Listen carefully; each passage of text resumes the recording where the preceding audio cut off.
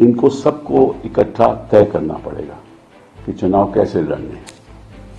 और देखो, बीजेपी का एडवांटेज ये है कि उनके यहाँ एक सिंगल कमांड है कि अगर इंडिया अलायंस को अल्टीमेटली 2029 में चुनाव लड़ना है और इस सरकार को गिराना है, तो निश्चित रूप से कुछ तो तय करना पड़ेगा ना।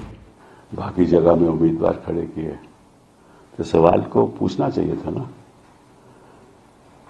कांग्रेस पार्टी तो हमेशा प्रयास करती है कि इकट्ठा होकर सहमति के साथ आगे बढ़े।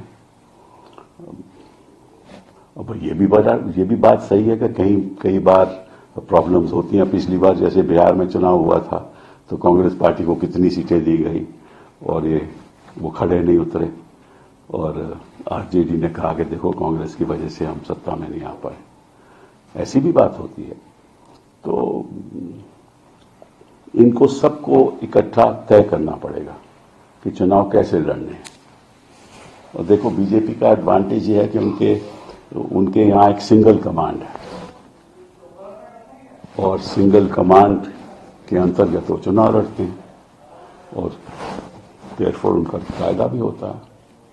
लेकिन हाँ, ये सवाल गंभीर है और मैं समझता हूं कि देखिए, जहां जहां उत्तर प्रदेश में हम अखिलेश जी के साथ, और हम नहीं, मैं तो कांग्रेस में नहीं हूं, लेकिन कांग्रेस अखिलेश जी के साथ गठबंधन में लड़ी और फायदा हुआ। ऐसा ही तमिलनाडु में हुआ। तो ये बात सही है कि इनको इकट्ठा बैठकर तय करना होगा कि कैसे आगे चलना है। और शरद पवार जी ने भी कहा था कि जो अलायंस है ये नेशनल अलायंस है, ये स्टेट अलायंस नहीं है। मतलब ये प्रदेश के अलायंस नहीं है, प्रदेश के चुनाव में कोई भी कुछ कर सकता है। तो ये थोड़ा कंफ्यूजन है, इनको तय करना पड़ेगा कैसे आगे बढ़ना। सर, आप क्योंकि बंगाल में चुनाव है और ममता बनर्जी ने सीधे कह दिया है कि हम लोग अकेले चुनाव लड़ेंगे, बार बार इस तरीके की बातें होती हैं। आपने भी कहा कि पहले तय करना चाहिए। तो क्या बंगाल में अभी से ही कांग्रेस पार्टी को या अन्य राजनीतिक दलों को आगे आकर इस पर सहमति बनानी चाहिए, क्योंकि कांग्रेस भी चुनाव लड़ेगी, बाकी अन्य टीएमसी है। सहमति बनानी चाहिए, सहमति जरूर बनानी चाहिए कि अगर इंडिया अलायंस को अल्टीमेटली 2029 में चुनाव लड़ना है और इस सरकार को गिराना है, तो निश्चित रूप से कुछ तो तय करना पड़ेगा ना।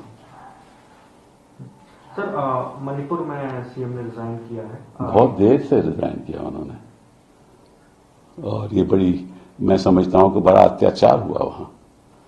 और जो सरकार अपना प्रदेश नहीं संभाल पाती, साल हो गए प्रदेश नहीं संभाल पाए, और जिस तरह से वहां महिलाओं के बलात्कार हुए और वायलेंस हुई और नजरअंदाजी हुई यहाँ केंद्र सरकार की तरफ से, तो एक बड़ा दुखी की बात है। और ये फेलियर सेंट्रल गवर्नमेंट का भी है और स्टेट गवर्नमेंट का भी है। बीरेन साहब को कहीं पहले चला जाना चाहिए था, उनको बर्खास्त कर देना चाहिए था। अभी भी ये प्रयास कर रहे हैं कि कोई और किसी और को चीफ मिनिस्टर बना ले सहमति के साथ। सर, भारतीयों को डिपोर्ट किया जा रहा है, ये संसद में भी इसको उठाया गया था। ये सरकार की तरफ से कहा गया कि ये पहली बार ऐसा नहीं हो रहा है और हम जो तरीका इस्तेमाल किया गया हम देखिए, हम पहली दूसरी बार की बात नहीं कर रहे। बात कर रहे हैं कि किसी की पैरों पे बेड़ियां लगाई जाएं, हाथों में हथकड़ी लगाई जाए और वो अपने प्लेन में बैठ के ये चलता रहे और हमारे प्रधानमंत्री जी चुप रहे। तो अपने आप में मैं भी समझता हूं कि ये अगर अपने लोगों की हिफाजत नहीं करेंगे तो क्या करेंगे। ये तो हमारे कानून के खिलाफ है और ये बात टॉप ऑफ द एजेंडा में होना चाहिए कि आप अगर किसी को भेजना चाहते हो तो इस तरीके से पैरों पे बेड़ियां लगाकर और हाथों पे हथकड़ी लगाकर, ये बिल्कुल गलत रवैया है और इसका हम पूरा विरोध करते हैं। और मैं मुझे विश्वास था कि हमारे जो एक्सटर्नल अफेयर्स मिनिस्टर हैं वो पार्लियामेंट में ये बात कहेंगे, फिर उन्होंने ये बात कही नहीं। उन्होंने यही कहा कि हम बातचीत करेंगे। और अब मोदी जी तो जा ही रहे हैं ट्रंप को मिलने के लिए, और मैं समझता हूं कि ये बात वहां रेज होनी चाहिए जब प्रधानमंत्री जी ट्रंप को मिलेंगे। इलीगल इमिग्रेंट तो इलीगल इमिग्रेंट होता है और रिपोर्ट भी होता है, और हम भी यहां प्रयास कर रहे हैं, ठीक है ना। तो लेकिन एक सिविलाइज तरीके से जो भी करना है होना चाहिए।